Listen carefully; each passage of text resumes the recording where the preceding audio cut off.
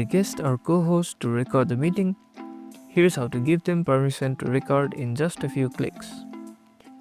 First, start your Zoom meeting as the host.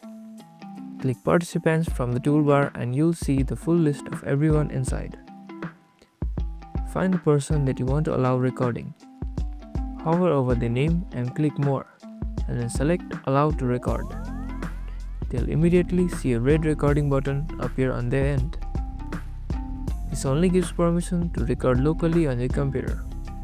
If you're using cloud recording, only the host and alternative hosts can record to the cloud. You can revoke permission anytime using the same menu. Just click Forbid Record.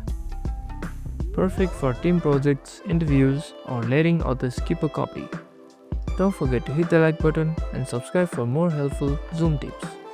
Thank you guys for watching and see you in the next video.